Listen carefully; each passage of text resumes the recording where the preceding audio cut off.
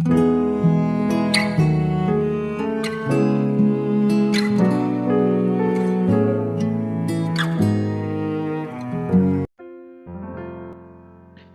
saudara yang dikasihi Tuhan Yesus, selamat pagi dan salam sejahtera bagi saudara semua.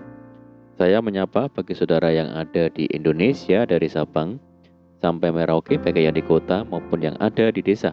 Dan saudara yang ada di Malaysia, di Sabah, di Sarawak, di Kuala Lumpur. Senang sekali kembali menjumpa saudara pada pagi hari yang indah ini. Kiranya damai sejahtera dan sukacita daripada Roh Kudus senantiasa melimpah dalam hati dan kehidupan saudara semua. Dan kiranya saudara semua dalam keadaan baik-baik dan sehat selalu, puji Tuhan. Selamat datang kembali di Pokok Anggur bersama saya Yosia Krisbianto.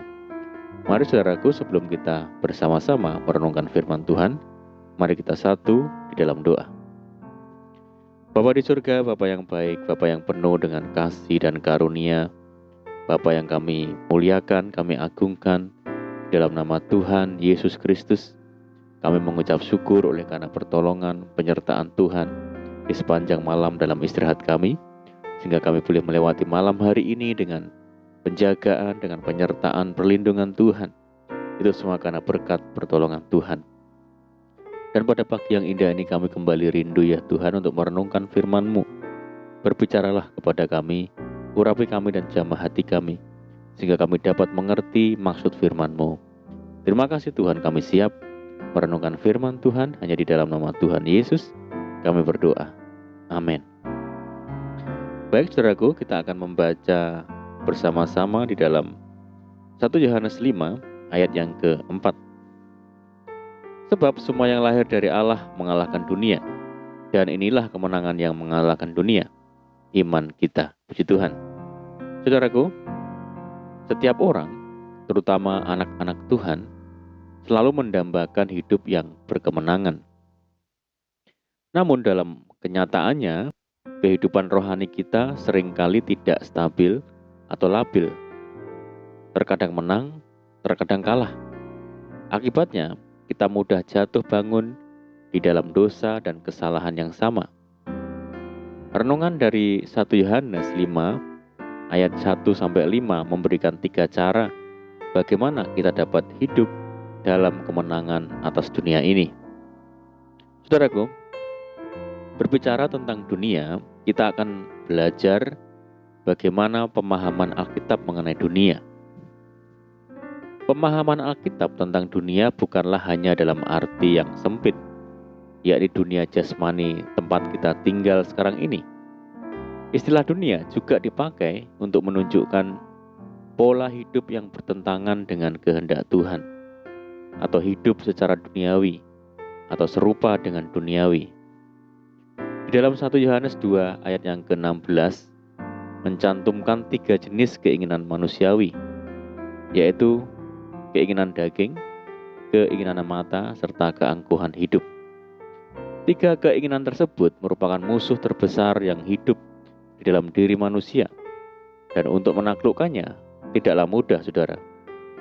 Berikut ini 3 cara untuk mengalahkan dunia, saudaraku.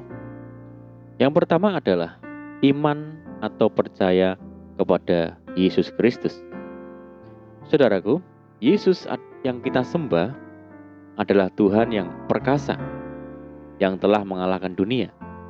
Di dalam Yohanes 16 ayat yang ke-33.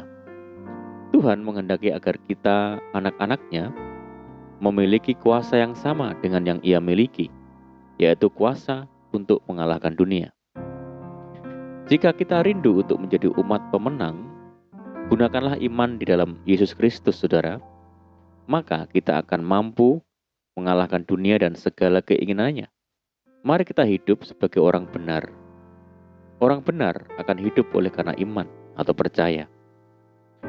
Yang kedua adalah hidup baru atau lahir baru.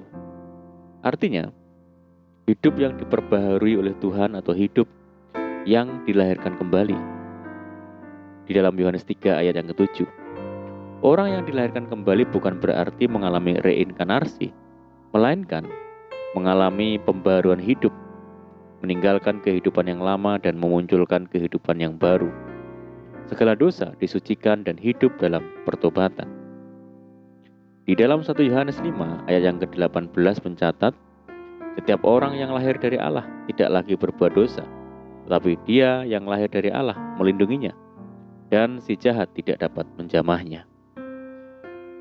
Yang ketiga adalah melakukan perintah-perintah Tuhan. Saudara, orang yang melakukan perintah-perintah Tuhan adalah orang yang hidup di dalam ketaatan.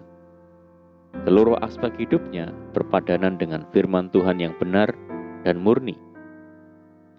Di dalam 1 Yohanes 5 ayat yang ketiga mengatakan bahwa perintah-perintah Tuhan itu tidaklah berat. Perkara ini hanya dapat dimiliki oleh orang yang mengalami kelahiran baru, saudara. Sebaliknya, bagi orang yang bertabiat duniawi, melakukan perintah Tuhan itu sangatlah berat. Mari saudaraku, apabila kita mau mengalahkan dunia, mari kita lakukan 3 hal tersebut. Milikilah iman, hidup baru dan hidup di dalam pertobatan, dan senantiasa melakukan perintah-perintah firman Tuhan. Amin, puji Tuhan. Mari kita berdoa. Bapa di surga, Bapa yang baik, Bapa di dalam nama Tuhan Yesus Kristus, terima kasih buat firman-Mu ya Tuhan. Ajar kami untuk tidak kalah dengan dunia ini yang menyeret kami ke dalam kehancuran, tetapi menjadi anak-anak Tuhan yang menang dan mampu mengalahkan dunia dan segala keinginannya. Terima kasih ya Tuhan. Dan saat ini kami menyerahkan hidup kami hari ini ke dalam tangan Tuhan Yesus. Berkati kami ya Tuhan, berkati segala usaha kami, pekerjaan yang kami lakukan lewat tangan-tangan kami. Jadikan kami hari ini berhasil dan beruntung. Mari ya Tuhan, sertai kami dengan penyertaan Tuhan yang sungguh sempurna. Dan mohon petunjuk Tuhan sehingga kami hidup sejalan dan seturut dengan segala rencana dan kehendak Tuhan. Limpahi kami dengan sukacita dan damai sejahtera-Mu hari ini, dan jauhkan kami dari segala malapetaka. Kami berdoa bagi kesejahteraan kota kami, desa kami, daerah kami, dan bangsa kami yang saat ini menghadapi berbagai macam permasalahan. Mari Tuhan berkati daerah kami, pulihkan negeri kami, belas kasihan Tuhan bagi negeri kami. Terima kasih Tuhan. Ini doa kami ya Tuhan, kami percaya Tuhan mendengar segala seruan doa kami. Hanya dalam nama Tuhan Yesus Kristus kami berdoa. Amin. Puji Tuhan saudaraku, kita sudah berdoa. Kita percaya penyertaan Tuhan selalu ada menyertai kita setiap hari. Dan mari kita tetap mengandalkan Tuhan dan tetap menaruh harap hanya kepada Tuhan Yesus. Dan saya ucapkan selamat pagi, selamat beraktivitas. Doa saya menyertai saudara semua. Tuhan Yesus memberkati. Haleluya.